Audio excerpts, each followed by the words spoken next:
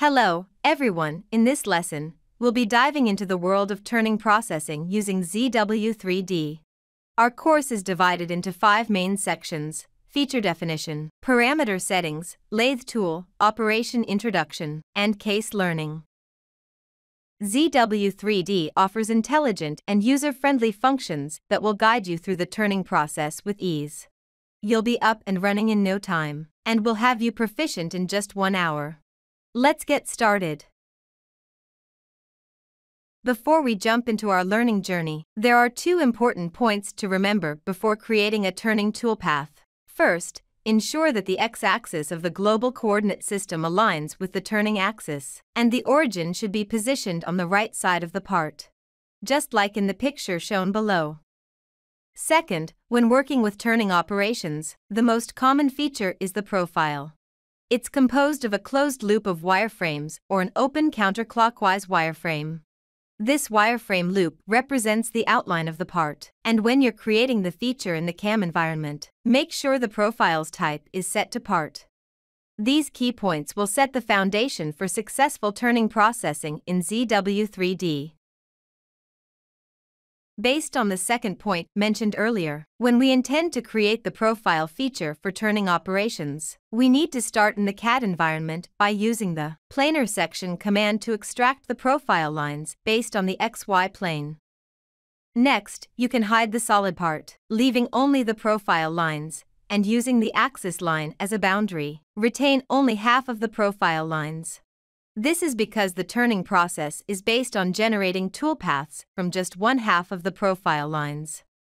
Once you've completed processing the profile, you can move on to the CAM environment to create the profile feature. Let me emphasize this once more: if the profile lines are closed, the direction can be either clockwise or counterclockwise. However, if the profile lines are open, the direction must be counterclockwise, or else the toolpath won't be generated. Isn't it straightforward to define the features for turning operations? We only need to remember those 2 key points we discussed earlier.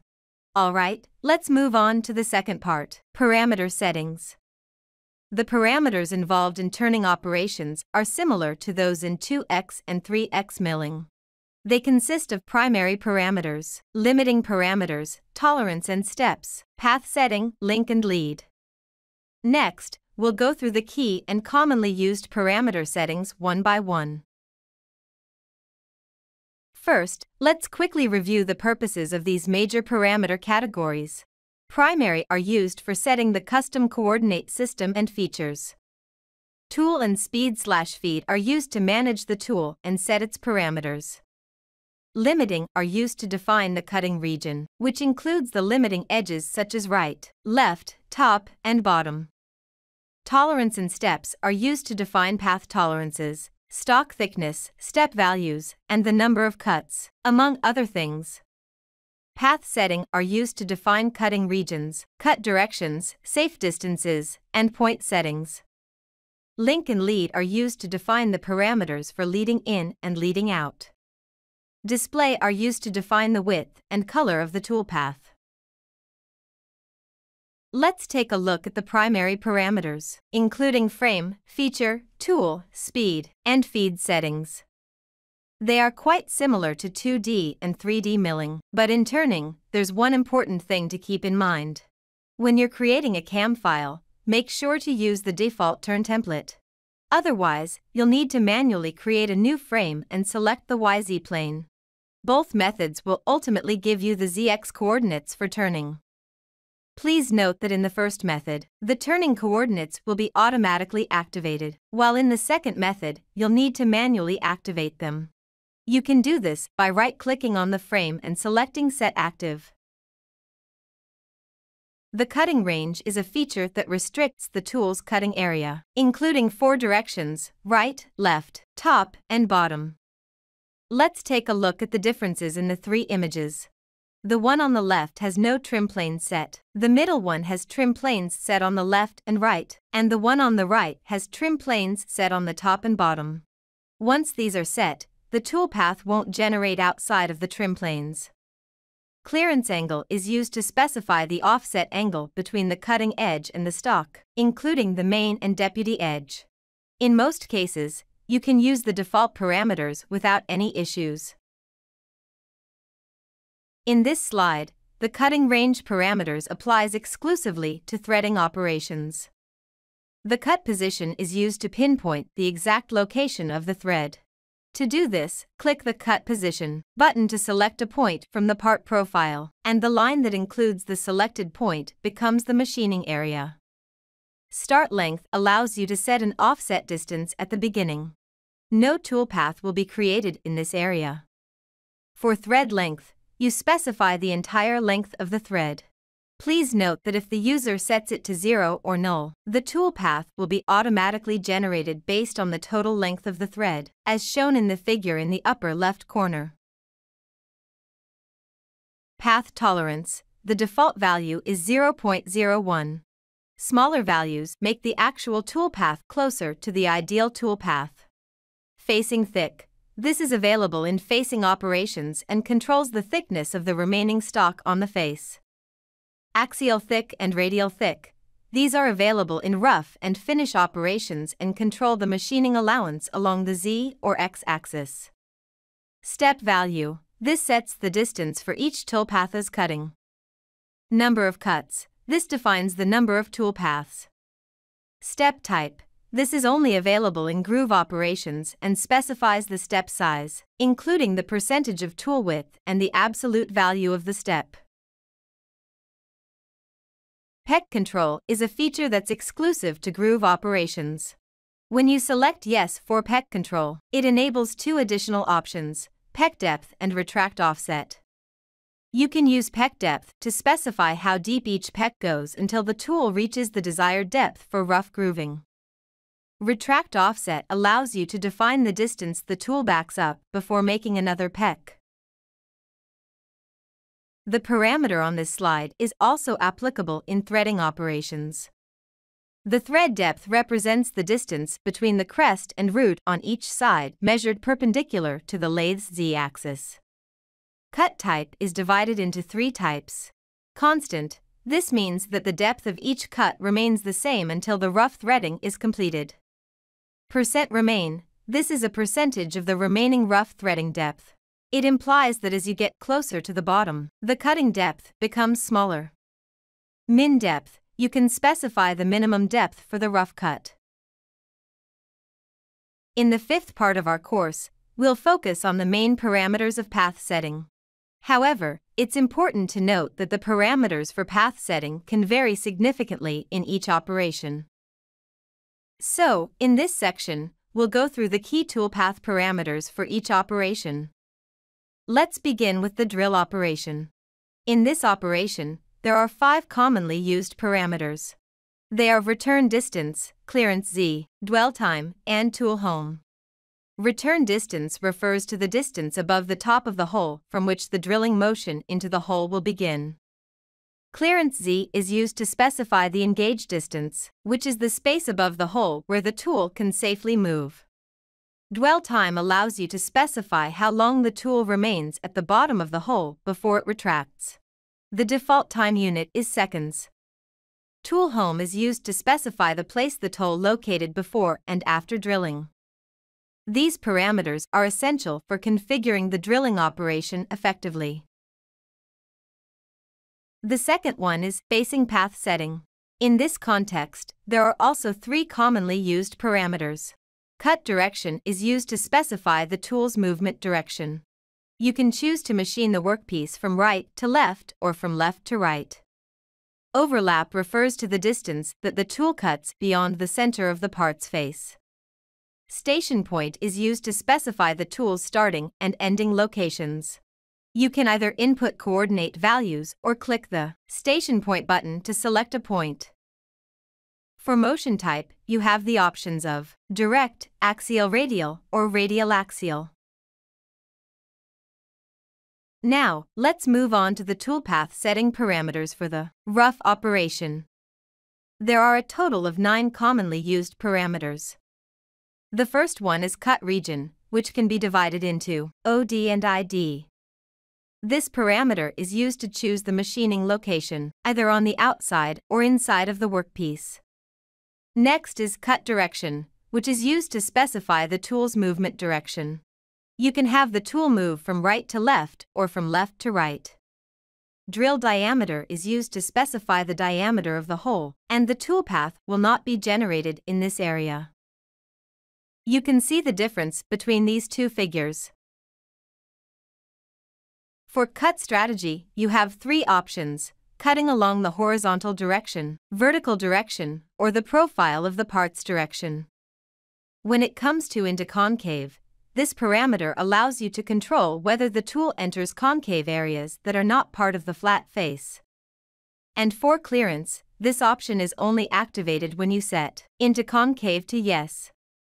It's used to specify the vertical distance at which the tool begins machining the concave areas. These parameters play a vital role in defining how the roughing operation proceeds. Tracking point allows you to choose the tracking point for the turning tool, which affects the generation of the toolpath.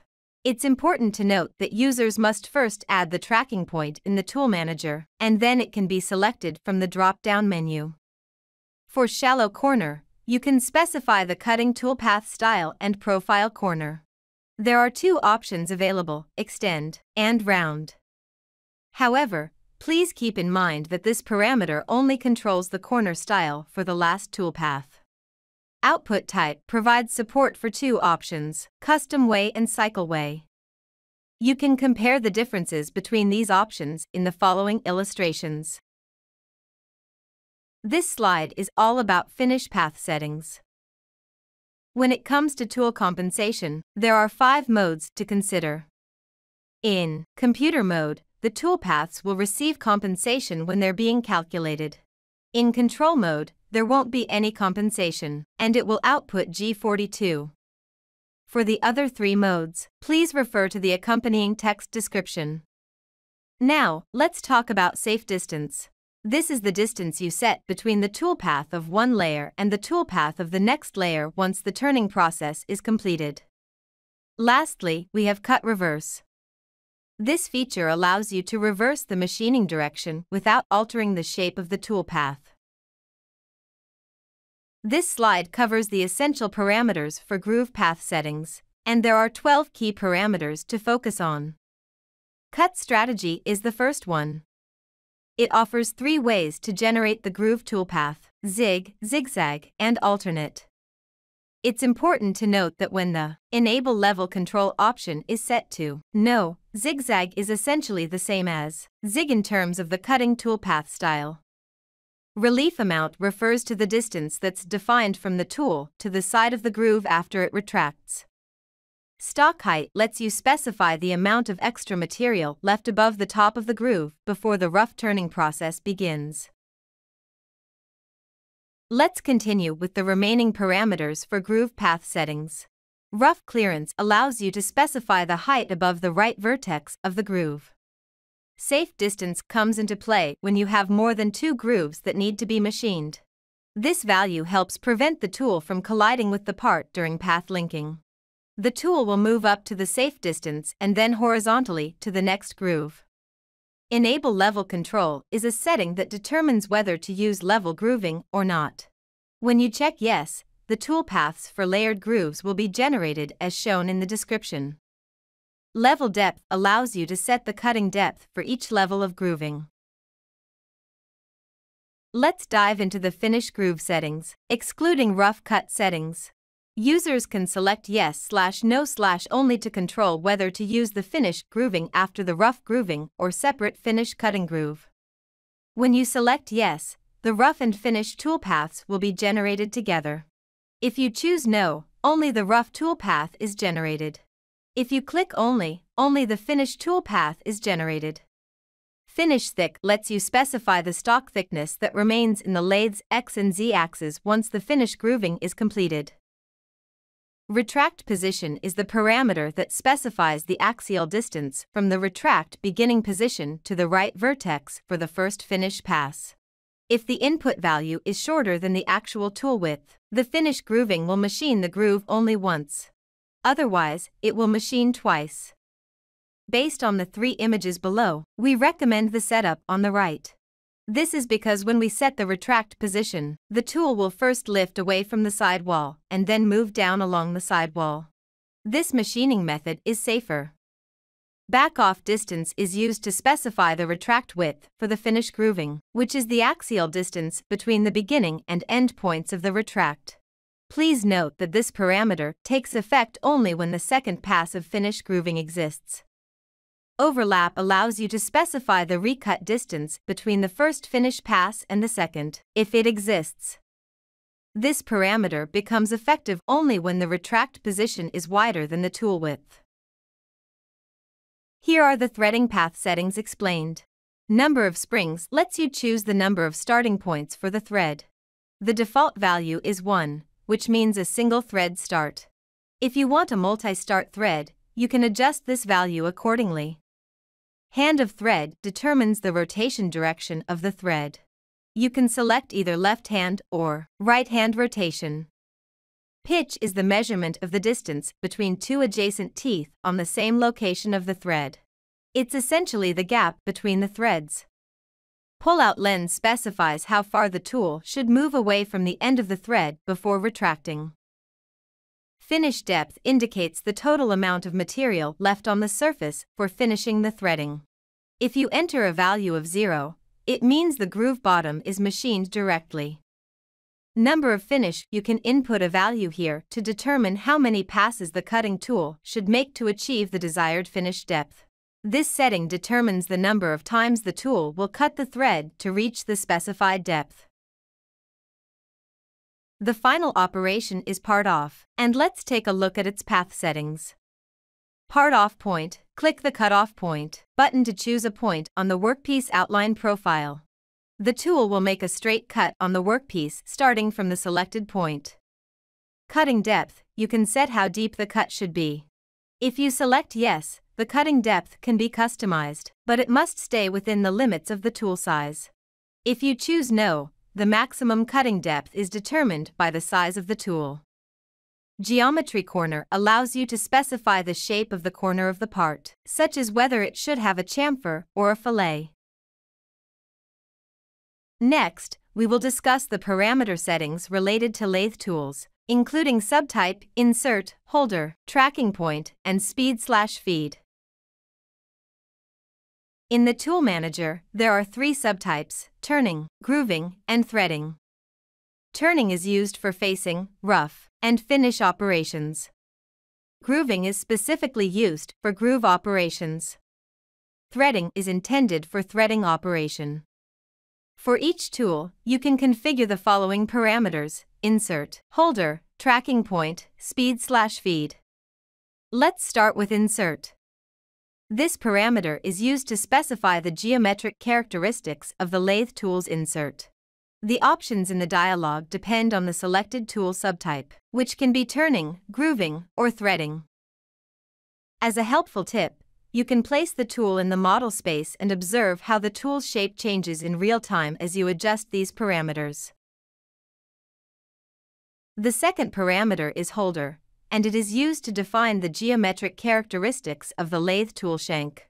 The options in the dialog for this parameter depend on the selected subtype of the tool.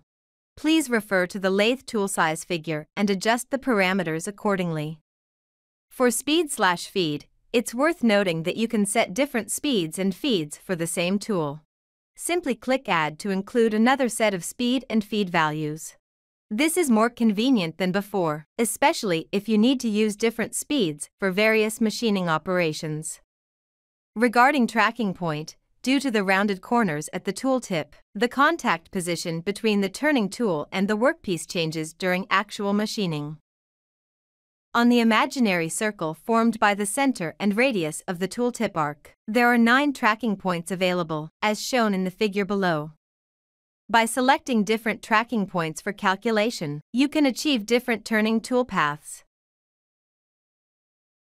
We've just gone through the primary parameters for each machining operation. Now, let's explore the various turning operations available in ZW3D. From the ribbon interface, You can see that there are a total of 7 turning operations in ZW3D. Drill is used to drill holes in turning. The toolpath is displayed in the figure. Facing is used to machine the face of the workpiece. Rough is designed to remove as much excess material as possible. Finish is used to cut away the remaining allowance left by the roughing operation. The remaining turning operations in ZW3D are as follows. Threading is used to machine threads on the workpiece. Groove is used to cut grooves on the workpiece. Part off is used to separate the desired part from the workpiece in the final step. Alright, we've covered the theoretical knowledge, and now we'll walk through the entire process of turning programming using a real example. First, we need to do some preparatory work, such as adding the stock material, defining the coordinate system, and specifying the features, among other things. Next, we'll create the required tools based on the needs of different operations. Here's a tip. When you add a tool while creating an operation, the software will automatically match the appropriate tool type. For example, if you're creating a groove toolpath, it will select the groove tool type. Then, based on the profile features, we'll create operations. We'll use verify and solid verify to ensure that the toolpaths are reasonable. Finally, after making sure that all operations are correct, logical, and efficient, we'll define the machine and generate the NC code. Now, let's open the software and try to complete a turning program together.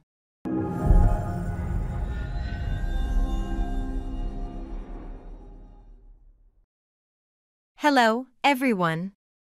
In this chapter, we're going to guide you through the process of turning with a simple example. First, the geometry is already in the right spot. What we need to do is get the contour of the part. Here's how you do it. Use the planar section command to get the whole section of the part.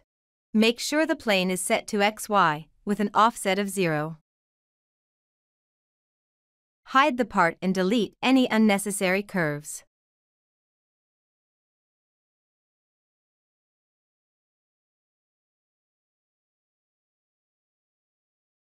The profile feature in turning only needs half of the part's contour.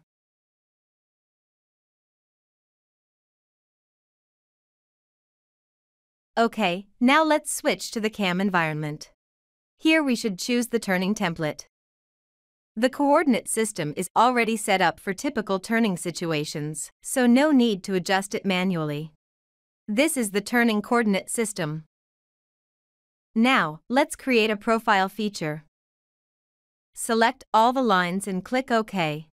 Just a quick reminder, if the contour isn't closed, set reverse direction to yes, to make sure the toolpath is generated correctly. But in this case, the contour is closed, so we just leave it at default. Finally, let's set up the stock. Add the stock material and configure the parameters as needed.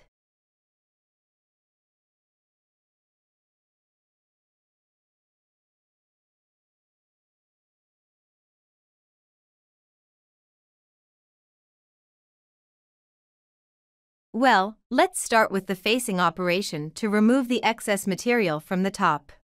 Select the profile feature you want to use for this.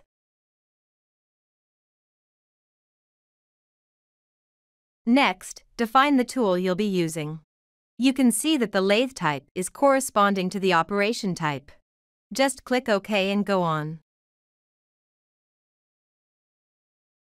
You can place the tool in the environment and check out its shape, which is automatically adjusted by the parameter. But for now, just stick with the default settings. Now, in the Primary tab, keep the speeds and feeds as they are. No need to change those settings. For tolerance and steps, leave the path tolerance at the default settings. Set facing thick to 0, number of cuts to 2, step value to 1. This means that the tool will cut the stock twice, 1 mm for each time, and there will be no remaining materials left after this operation is done. Moving to the Path Setting tab, set cut direction to right to left, overlap to 0.5, and pick the station point as you like. This means that the tool will cut from right to left, starting from and getting back to the station point as you picked. And when the tool reaches the center of the part, it will continue cutting 0.5 millimeters deeper. Now, calculate the toolpath and verify it to ensure everything is set up correctly.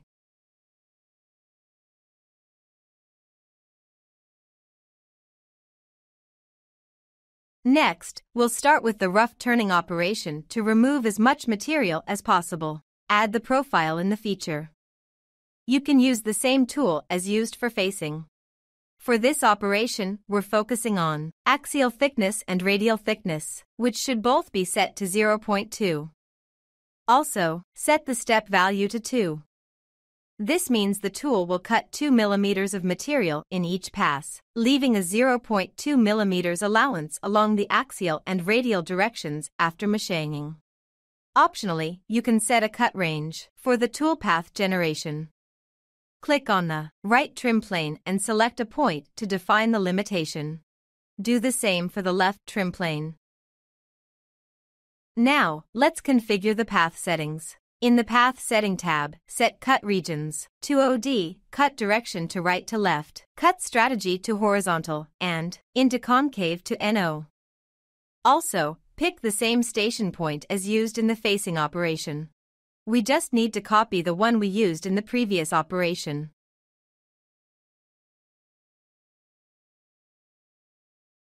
This means that the tool will cut the outside surface of the part from right to left. The tool paths will be horizontal, and it won't cut into concave areas. For the link and lead settings, set Extend Distance, Lead Out, to 6. This means the tool will continue cutting 6 millimeters before retracting. Now, calculate the tool path. After roughing, the next step is to create the finish turning operation to remove the remaining material left by the rough turning operation. Click the Finish button and add the same profile feature and tool as used in the rough turning operation. Set axial thickness and radial thickness to 0. This means that there will be no remaining material left after the finish operation is completed. Next, we'll set some necessary parameters as we set in rough turning operation.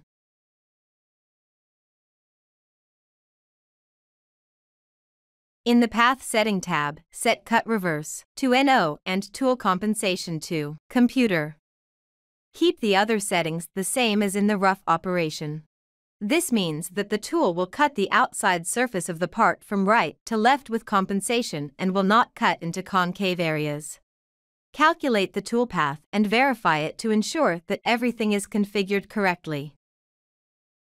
The next step is to cut the grooves on the part. Click on Groove and add the same profile. Define a new tool for grooving. You can place the tool in the environment and set the insert width as 4, which should match the width of the grooves. Be sure not to make the width larger than the actual groove width. Then we define the parameters. Set rough thickness to 0.2. Enable PEC to NO. This means that there will be 0.2 millimeters of material left after rough cutting. In the Path Setting tab, set Cut Strategy to Zigzag. Set Finish Groove to Yes. This means the tool will cut the grooves in a zigzag pattern for the toolpath and will enable a finish cut after roughing. Calculate the toolpath. Now, let's take a look at this through simulation. You can see that the toolpath is below the part, and the tool entry is also below the part, which is not safe. So, we can divide these grooves into 2 regions for optimization, and the improved toolpath will be more reasonable. We'll add top and bottom trim planes as restrictions here. This way, we can retain the upper portion of the toolpath. Next, we'll create another new groove operation to machine the bottom of this groove.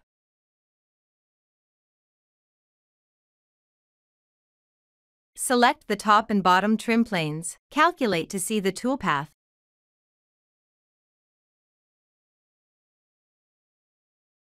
and modify the stock height to 11. Calculate the toolpath again. Now the tool will enter from above to ensure safe machining.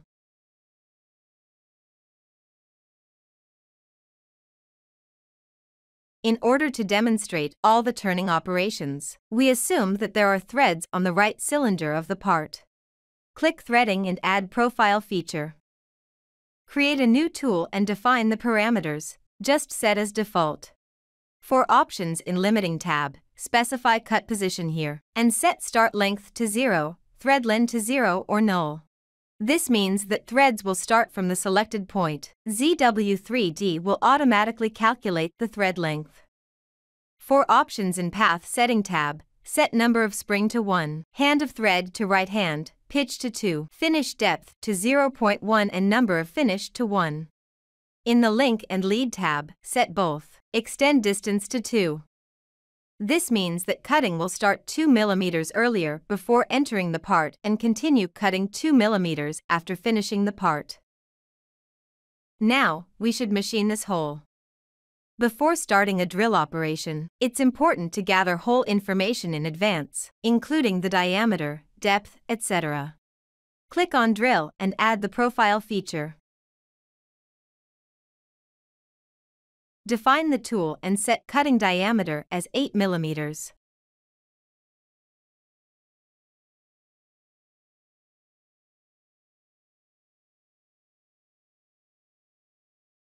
Set drill type to peck drill, depth to 18, depth reference to holder and leave hole start to null. This means that the drilling is a peck type, and the distance from the beginning point to the tool holder is 18 mm. ZW3D will automatically find the start point of drilling.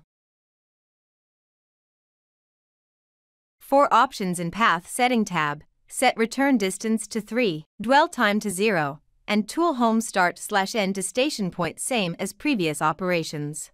Keep others as default.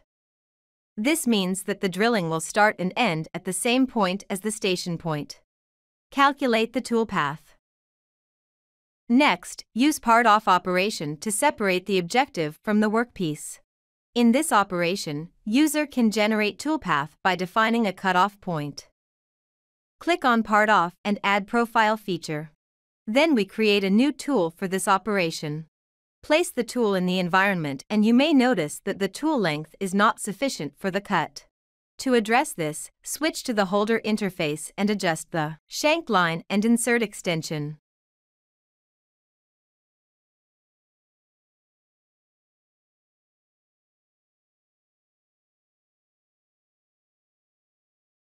Select the right end as the cutoff point and the same station point as previous. Calculate the tool path. Up to this point, all the operations have been set up completely. It's recommended to check all the tool paths using Solid Verify after calculation. Here's how to do it. Right-click on the text operations in CAM Manager and select Solid Verify. Click the play button to start the simulation. Ensure that all areas have been machined properly.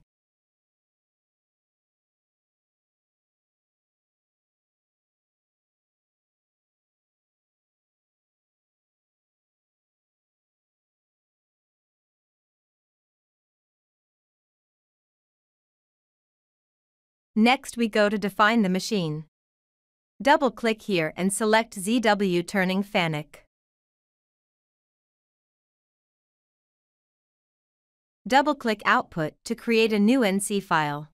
Right-click to call out the setting dialog box. Then define the output file location. Right-click on Text NC and select Add Operations to include all the operations we have created. After that, let's output the NC file. Thank you for your valuable time. In this video, we've walked you through the entire workflow for turning operations. Now, I encourage you to try creating your own turning toolpaths following the course.